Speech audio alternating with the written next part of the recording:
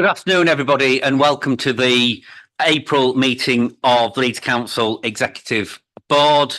And thank you, everybody, for coming. I will just remind people at the start that this meeting is a webcast. So I'm going to start by turning to the formal items at the top of the agenda before moving on to the papers. So item 1, are there any appeals against refusal of inspection of documents, please? Thanks, Chair. To confirm, there's been no appeals received for today's meeting. Thank you. Item 2, is there any exempt information, please? There's no exempt or confidential information on today's agenda, Chair, no. Thank you. Are there any late items? No late items of business either, Chair, no. Okay, thank you. I'm going to turn to the board and see if there's any declarations of interest. Yes, Chair, I have a DPI under agenda item 8 as per my register of interest, and I'll be leaving the room at the time. Thank you. Thank you, Councillor Arif. I don't see any other declarations of interest, so I'll turn to item 5, which is the minutes of the meeting held on the 13th of March. Is everybody happy with those minutes? Take it everybody is. That's great. So we'll move on to the first item, which is Councillor Cooper, please, item 6. Thank you, Leader. And as always, the Executive Board reporting on the financial health monitoring of the Council. This month, it's the provisional outturn for month 11. So you will notice in the report that we are now forecasting a balanced position at the end of the year, and that's because we have used the £17.7 million from the WICA refund, and thank you, Leader, for your efforts on managing to get that for the council, and £14.7 million from Maran House reserve receipts that we received. So that brings us into a balanced position, of course, that's required for us to achieve. So the report does, however, state where we have had overspends in the year and have needed to use other funding to balance. And so you will see that that goes into detail. So particularly in children's that have overspent by 39.5 million as we stand at the moment, and a number of other areas that are either underspent or overspent by less amounts is in the report as well. I think it's important that we say that the budget action plans that were set for last year's budget, that directorates were required to receive £58.6 million of them, that most of those have been achieved by directorates, but there is still some shortfall from those savings, and again that falls within children's and families. For all the relevant reasons that we've talked about at this board on a number of occasions around the demand for service in children's and the kind of lack of recognition and funding for that that we've been trying to address over the year. We do still have all monitoring in place around children's budgets and an oversight board that I myself and the other exec board members for children's do sit on and work through those monitoring and scrutinise what's happening in those areas as well. I'll leave it there for now, Leader. Thank you, unless there's any questions. Thank you, Councillor Cooper. Councillor Lamb, please.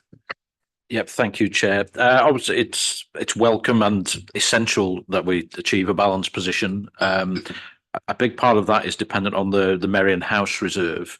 I just wonder if you could talk us through what the implications of that are, what the view of the auditors are on that, just to give us comfort, and what the revenue implications of that are going forward, because it's not a painless decision to make. Thank you. Victoria Bradshaw, please. Thank you, Chair. The Maran House Reserve was established, and it's part of the Strategic Contingency Reserve. So it was for unseen pressures and to help with the financial position, because we were aware that there were pressures in there. So that reserve will be utilised. It does leave us a balance of 7.6 million on that position. This external auditors are aware of that, and I've been discussing it with them. I have monthly meetings to keep them up to date with the financial position, and they're aware that we will be using that reserve and the additional WICA money that we've had.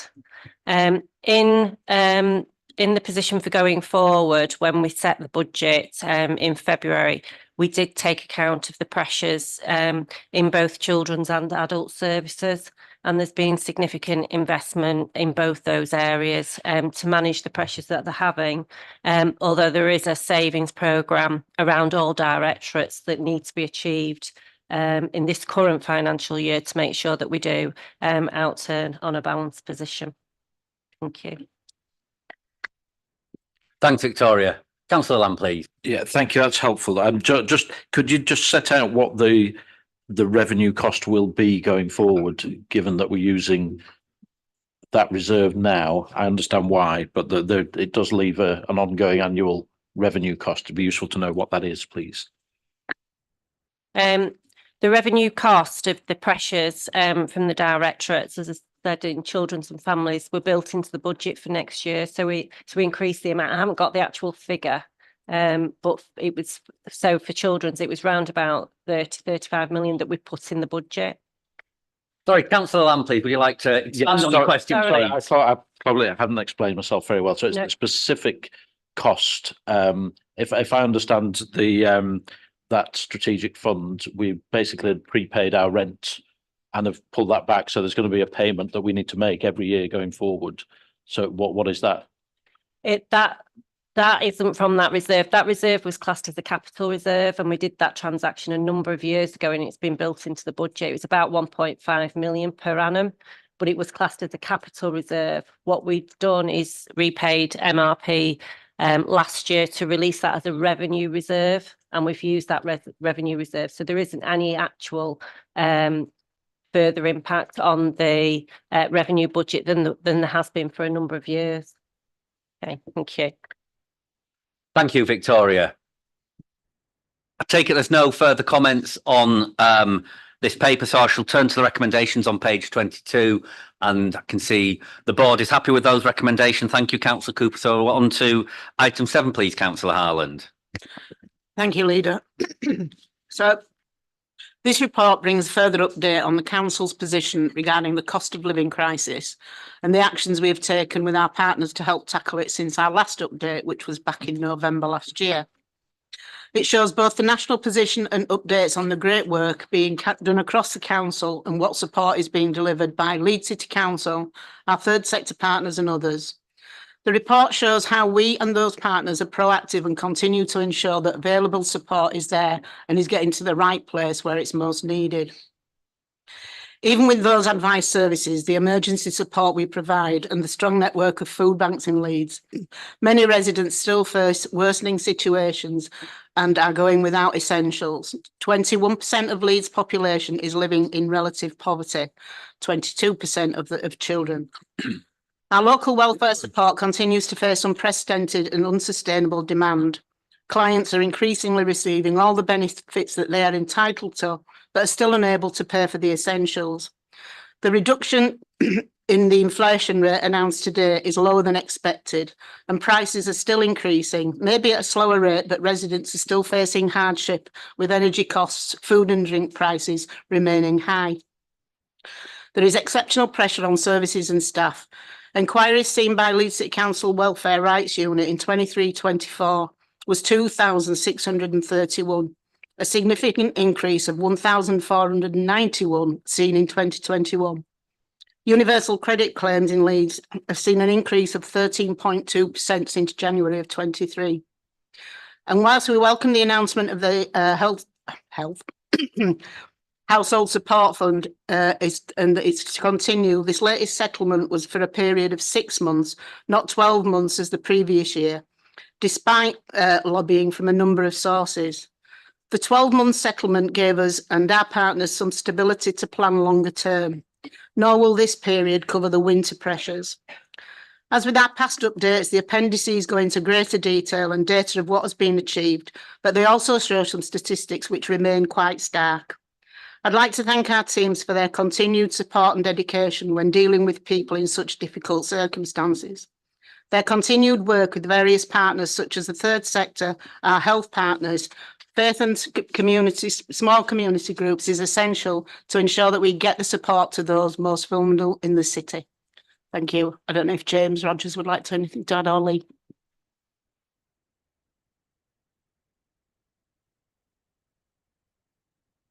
I will open it to the board. Councillor Lamb, please. Okay, great. So on that case, I shall turn to the recommendations on page 69, and I take it then that the board is happy with those recommendations. That's great. Well, thank you, Councillor Allen. We'll now move on to item 8 and Councillor Rafiq, please. Thank you. Thank you, Leader. This is really a good news story. I'm delighted to introduce a report which provides details over 12 million of investment in energy efficiency improvements in 350 back-to-back properties in Armley and Holbeck in what some of the most deprived areas of the city, and they fall within the 10% of the super output areas.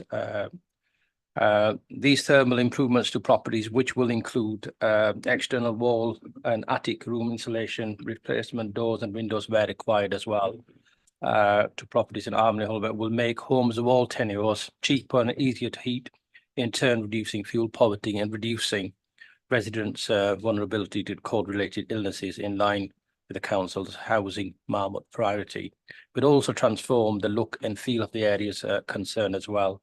The report also details a feasibility study on 100 properties in Armley to assess their suitability for a ground source heat pumps. Exec board is asked to provide delegate authority to the Director of Communities and Housing and Environment for the next steps following the outcome of the feasibility study. There are a number of recommendations which the Executive Board is to approve. Before I stop and ask for comments or questions, I'm going to ask Polly to come in. There's a slight correction, I believe, in the recommendations, which Polly's going to. Thank you. Polly, please. Hi, so just on recommendation D, the name of the company has been recorded incorrectly, so it should say Equans Regeneration Limited. So could we just reflect that in the minutes? Thank you. Thank you, Polly. Thank you, Councillor Rafiq. Councillor Lamb, please. Yeah, thank you, Chair. Yeah, it's a very welcome scheme and project. What's the opportunity to extend this further and sort of provide a blueprint for retrofitting on a bigger scale? And if we can do it on a bigger scale, does that deliver economies of scale? There's a lot of benefits here, but I mean, there's an awful lot of properties that would benefit from this as well. You've got to start somewhere. This is a good start, but what other opportunities are there to take this forward on a bigger scale? Councillor Rafiq, please. Yeah, I mean, I completely agree with you. It's a start, and then in Holbeck, it's an extension. This is phase 2. In Armley, this is the first time we're doing it. We've done it in other parts of the city as well. But you know, it's still a small scale compared to the number of properties we have, and it all depends. If we can get further grant funding and we can get the income, then I think it'll be the way forward. Thank you. I can't see anybody else wanting to speak, so I'm going to turn to the recommendations with the amendment that Polly Cook highlighted, and I take it the board is happy with these recommendations on page 95 and 96. That's great. We'll move on to item 9. Thanks, Councillor Feet. We'll move on to item 9, please. Councillor Hayden. Thank you, Chair. So this is the lane rental recommendation. So back in October 2023, the government published its plan for drivers. And within that document, the government encourages authorities that operate permit schemes to apply to the DfT for an order to allow for the introduction of lane rental in the district. This will reduce roadworks by incentivising utilities to avoid the busiest roads at the busiest times. This approach has been successful in London, and there is a drive to see it rolled out nationwide. So this report seeks approval for the commencement of a formal consultation with key stakeholders identified in the Department for Transport Guidance and required of any lane rental application, and delegated approval to the Chief Officer for Highways and Transportation in conjunction with the executive member to make an application to the Secretary of State and subsequent implementation of the Leeds lane rental scheme. A lane rental scheme allows for significant additional charges to apply to works on our most critical routes at the busiest times. This encourages those working on the highways to avoid peak times, to avoid the charges, or to pay the charges, completing the works in the shortest possible time frame. The maximum for which is 2,500 a day. The principal aim of a Leeds lane rental scheme is to reduce further the disruption caused by road and street works. A condition of lane rental is that any surplus revenue is used on improvements to the operation of the highway network. As well as consultation, the report also seeks to secure approval to apply to the Secretary of State for a Leeds lane rental scheme and to prepare the order, and if successful, implement a Leeds lane rental scheme for the Leeds district. Thank you, Chair. Thank you, Councillor Hayden. I'll open it up to the board for questions. Councillor Lamb, please. Yeah, thank you, Chair. A few questions on this one. So, the first one, and I can see the sense in this, but I'm just asking to make sure there aren't unintended consequences that come forward. So, is there a possibility that what this does is encourage more works to happen overnight? And what safeguards will we put in place to make sure we don't have situations as we reported at Dawson's Corner, where there's a lot of heavy machinery overnight and shouting and well, yes, it will stop disruption to travellers during the day. It suddenly creates a whole new level of disruption for people who are trying to sleep and things at night. Second question: how will the surplus revenues be allocated? Is there a plan for that at this stage? And is this something we can use to try and help to tackle the huge backlog of highway maintenance that we have currently standing, I think, at £288 million? And also, how would mass transit affect this? Because that's going to be a very long welcome project with a lot of disruption. So would we be expecting mass transit to pay a levy, or would they be exempt from that? Thank you. I will ask Gary Bartlett to make a start on those questions, please. Thank you, Chair. Impact on residential properties and businesses is already a consideration with our permit scheme, and clearly that will be looked at as part of this exercise as well. Our role will be to make sure that we achieve the best outcome for all, balancing the conflicting demands that are often made on the highway. So it is a very valid concern that we need to address, but it's one that we already take into account with the works and the permit scheme we have now, and that will be the same going forward. It will be about balancing off the different aspects.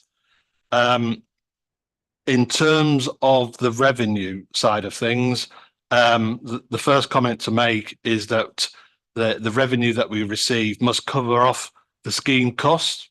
So those will be the first call. We need to reimburse the cost that we've incurred. The government is actually consulting on a proposal at the moment where up to 50% of the revenue received could be used for basically highways maintenance, the backlog that Councillor Lamb refers to. The outcome of that consultation is awaited, so we'll see where that goes. And indeed, that's a theme throughout this, that this is a work in progress, and over the next few months, we need to look at the detail and work through that. And that's why this report is here today, to ask for that work to carry on and the formal consultations to take place. In terms of mass transit, again, That's something that's been thought about, and it can either be a scheme such as that can either be exempted under a lane rental scheme such as this, or it could receive a significant reduction. So clearly we'll work through that with the combined authority, and we would expect that to be the first question, if you like, that the combined authority ask of us in developing this scheme, and we can work through that with them. Because clearly we don't want to inhibit a transport scheme that we're very keen as a city to see delivered. Hopefully that's covered off the comments. Whilst I've got the floor, Chair, can I just suggest 2 amendments in the recommendations? We've spotted a couple of typos in recommendation A and B. It reads as Leeds Land rental scheme in the papers. It should be Leeds Lane in both A and B. Apologies for that. Thank you, Gary. Councillor Lamb, please. Yeah, thank you. That's helpful. Just it's on a related point. Just on the pothole backlog, which is 19.5 years. One of the frustrations is when people come and do works which require them to have all the equipment there to reinstate roads, and there's a pothole literally meters away or a bit of carriageway that needs repairing, and obviously they don't do anything about that. Is there an opportunity as part of a plan to tackle that highways maintenance backlog, to work with those partners who've got the kit and the equipment on site where there are roads that need repairing, for a bit of common sense and partnership working to say, obviously there's a limit, but could we not do something to make a bit of progress on those issues where there's an opportunity? Yeah, I would hope that common sense would prevail. The issue we have at the moment, because of the very wet conditions we've had over the last, well, it seems like 6 to 9 months, there are numerous issues across our roads, and it's imperative that the gangs do move around and respond to the dangerous reports that they have as soon as possible. I think the key message here is that we're constantly reviewing how we do certain operations, and certainly this area is going to have some extensive review work over the next 12 months in terms of temporary patching or seeking to move to permanent patching, perhaps using innovative materials, new machines, that type of thing. So that's an active line of work for us. And given the state of the condition of some of the roads in some areas at the moment. Thank you, Gary. Take it there's no more comments on this paper, so I shall, noting the amendment Gary raised in his comments, I'll turn to the recommendations on page 116. I take it the board is happy with those. That's great. Thank you, Councillor Hayden. We'll move on to Councillor Harris' papers, please. Thank you, Chair. So the Adult Social Care Plan 2024-2027 relates to our statutory duties and responsibilities in relation to the Care Act 2014. This new plan sets out the vision, priorities, improvement areas and commitments to the people of Leeds. The plan is informed by the Council's Better Life strategy, which has been shaped by listening to what people have told us is important to them and what matters to them most. It also supports the implementation of the Health and Wellbeing strategy. The priorities outlined in the plan are set within the context of the Care Quality Commission Assurance Framework and identify the areas of focus and service development and improvement over the next 3 years. Once the main plan is agreed, a summary of document will be presented on the Council's website and will be supported by videos and accessible information leaflets. Thank you. Thank you. Are there any questions on this, Councillor Lamb, please? Yeah, it's one of my usual questions on these kind of things. It's a very good report, lots of detail, looks very good. What are we measuring? How will we know what difference any of this is making? Caroline, please. Sorry, thank you very much. Yes, really Good question, Councillor Lamb. More than anything, we will be measuring through our nationally reported key performance indicators around what people themselves are saying their experiences are of accessing our services, both people who receive services and also carers. We do biannual surveys, the national surveys through the Department of Health and Social Care, and they really gauge people's understanding and people's experiences when they come to the council for care and support needs. And certainly from a CQC Care Quality Commission perspective as well, there's a huge amount of weight given to what people say, whether when they approach the council, whether they're understood, whether their needs are identified and appropriate support made available to them. So the key way of measuring is what people say themselves. We also collect information around the demographics of our communities, different cultural backgrounds, etc. Who is accessing care and support, who isn't relevant to our populations, and that will also help us to target: are we making our information accessible, widely known, and therefore to target particular communities if we can see that we're not reaching those communities through the availability of our services. So various ways in which we can tell whether people who fall under the category of eligible care and support needs are accessing those. The other way we also work is to talk with our vast range of providers and our third sector partners, again in terms of determining whether the services are meeting people's needs appropriately. So we have various ways of checking to ensure that what we have in place, where we've prioritised services, are those that our communities say they need. The priorities set out in the plan absolutely reflect just that, the discussions that we've had with communities and with our third sector organisations, hearing the voice of people who we know require care and support, and prioritising those areas that we think we're not doing so well in reaching people. So we continue that conversation to make sure that we're co-producing the services that are available to people so that they are accessible. Thank you. Councillor Lamb, please. Yeah, thank you for that. Just quickly, would you be able to send through the metrics that are actually being used to measure this? It'd be useful to have them, please. Of course, yes. We have a suite of reporting KPIs that we'll let you have details of. Thank you, Caroline.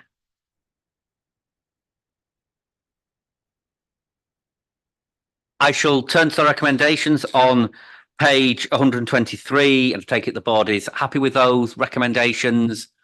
That's great. We'll move on to item 11, please, Councillor Arif. Yes, thanks, Chair. I'm really pleased to present the Leeds Health Protection Board report for 2023. Just a bit of background, all local authority areas are expected to have a health protection board as a mandatory requirement, which is led and chaired by the Director of Public Health. It's really important we have a highly functioning board in Leeds due to the scale of the complexity of the city, with our 6 universities, 3 prisons, being a city of sanctuary and over 100 care homes. The board is made up of partners from across the health protection system and works to ensure that we are able to provide a one system approach to health protection risks and priorities whilst working across a fragmented system.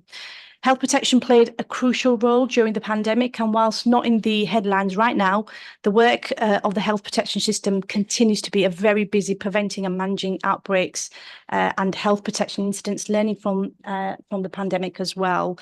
The health protection system under the leadership of the Director of Public Health has developed a strong and robust outbreak management and response approach in Leeds, working with partners from across the system, including third sector, and working with our communities.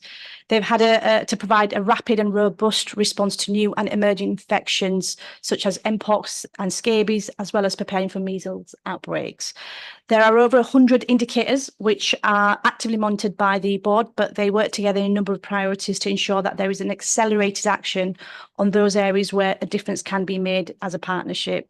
The report provides an update on these priorities, which include outbreak and pandemic preparedness, reduce the impact of poor air quality on those most at risk, taking antibiotic resistance, reducing TB, mitigating the risk of those most at risk of ill health from heat and cold weather, and increasing the uptake of both adult and child vaccinations. Chair, if I may take this moment to thank the Health Protection team and Dawn for this report, but also the work that they do to keep our residents safe in Leeds. Thank you. Thank you, Councillor Arif. Are there any questions? I don't see anybody else from the board wants to come in. I don't know, Victoria or colleagues, if you want to add anything at this point, please. Nothing to add, Leader. Thank you. Just thanks for the opportunity to bring it today. It's great, thank you. And I shall turn to the recommendations on page 149 over to 150, and I take it the board are happy with those. That's great. I'll take those as agreed, and at that point I shall close the meeting. Thank you, everybody.